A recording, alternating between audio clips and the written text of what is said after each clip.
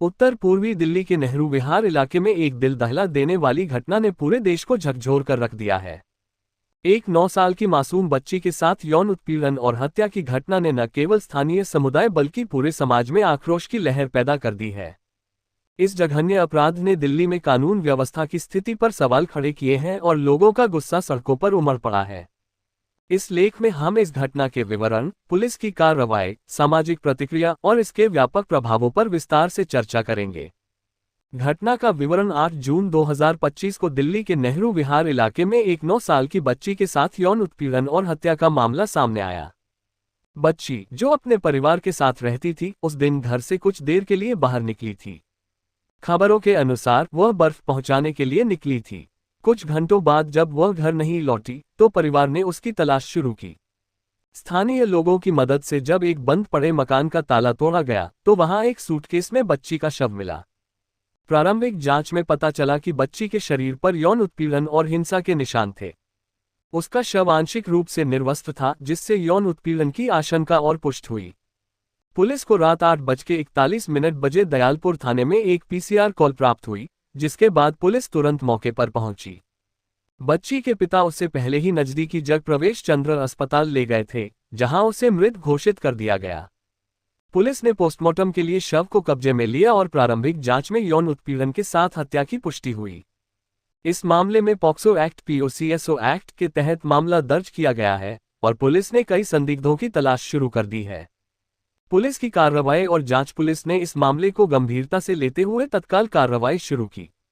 कई टीमें गठित की गईं, जो संदिग्धों की तलाश में दिन रात छापेमारी कर रही हैं। एक संदिग्ध, जिसका नाम नौशाद बताया जा रहा है, की तस्वीर भी सामने आई है और पुलिस उसकी गिरफ्तारी के लिए लगातार प्रयास कर रही है। खबरों के मुताबिक नौशाद इस घटना के बाद से फरार है और पुलिस को शक है कि वह दिल्ली या आसपास के इलाकों में छिपा हो सकता है। पुलिस ने आसपास के सीसीटीवी फुटेज की जांच शुरू की है और स्थानीय लोगों से पूछताछ की जा रही है। परिवार का आरोप है कि इस अपराध में कुछ स्थानीय लड़कों का हाथ हो सकता है। पुलिस ने इस दिशा में भी जांच तेज कर दी है। इसके अलावा पोस्टमार्टम रिपोर्ट का इंतजार किया जा रहा है, जो इस मामले में और स्पष्टता लाएगी। दिल्ली पुलिस ने यह भी बताया कि इस तरह के जघन्य अपराधों को रोकने के लिए वे हर संभव कदम उठा रहे हैं। लोगों का गुस्सा और प्रदर्शन। इस घटना के बाद नेहरू विहार और आसपास के इलाकों में लोगों का गुस्सा फूट पड़ा है। स्थानीय निवासियों ने सड़कों पर उतरकर प्रदर्शन किया और दोषियों के खिलाफ सख्त कार्रवाई की मांग की। कुछ प्रदर्शनकारियों ने अपराधी के एनकाउंटर की मांग तक की, जो समाज में बढ़ते आक्रोश को दर्शाता है। लोग दिल्ली में बढ़ते अपराध, खासकर महिलाओं और बच्चों के खिलाफ हिंसा से त्रस्त हैं। इस घटना ने एक बार फिर दिल्ली की कानून व्यवस्था पर सवाल खड़े किए हैं। पूर्व मुख्यमंत्री आतिशी ने इस घटना पर अपनी प्रतिक्रिया में ट्वीट किया, दिल्ली में एक 9 साल की बच्ची के साथ बलात्कार और हत्या के लिए कौन जिम्मेदार है? बीजेपी की मजबूत सरकार के बावजूद हमारी बेटियां सुरक्षित क्यों नहीं हैं? मुख्यमंत्री रेखा गुप्ता और गृह मंत्री अमित शाह इस मामले को संबोधित करने में कहाँ हैं? इस बयान ने राजनीतिक हलकों में भी हलचल मचा दी है। सामाजिक और राजनीतिक प्रभाव। यह घटना केवल एक अपराध तक सीमित नहीं है, बल्कि यह समाज में गहरे बैठे मुद्दों को उजागर करती है। दिल्ली, जो देश की राजधानी है, में बच्चों और महिलाओं के खिलाफ बढ़ते अपराधों ने सुरक्षा व्यवस्था पर गंभीर सवाल उठाए हैं। ये घटना 2012 के निर्भया कांड की याद दिलाती है, जिसने देश भर में बड़े पैमाने पर विरोध प्रदर्शन शुरू किए थे। तब से लेकर अब तक हालांकि कानूनों को और सख्त किया गया है, लेकिन ऐसी घटनाएं रुकने का नाम नहीं ले रही हैं। यह मामला राजनीतिक बहस का भी हिस्सा बन गया है। विपक्षी दलों ने केंद्र और दिल्ली सरकार पर कानून व्यवस्था को बनाए रखने में विफलता का आरोप लगाया है। वहीं सत्ताधारी दल ने पुलिस की त्वरित कार्रवाई का हवाला देते हुए स्थिति को नियंत्रण में बताने की कोशिश की है। लेकिन आम जनता का गुस्सा और अविश्वास साफ तौर पर देखा जा सकता है।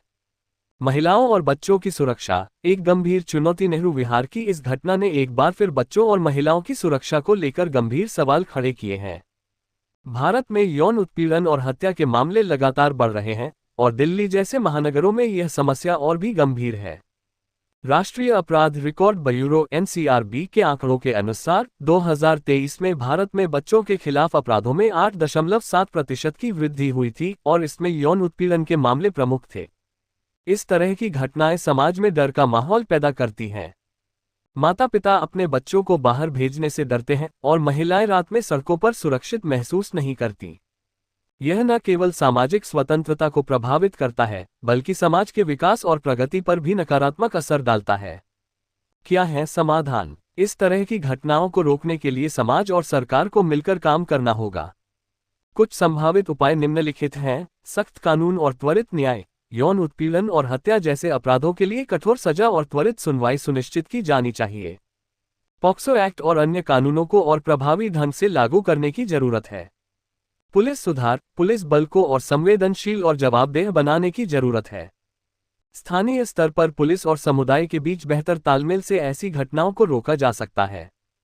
सामाजिक जागरूकता। समाज में जागरूकता फैलाने के लिए स्कूलों, कॉलेजों और समुदायों में यौन शिक्षा और लैंगिक समानता पर कार्यक्रम चलाए जाने चाहिए। सुरक्षा व्यवस्था में सुधार। सार्वजनिक स्थानों पर सीसीटीवी कैमरे, बेहतर स्ट्रीट लाइटिंग और सुरक्षा गश्त को बढ़ाने की जरूरत है।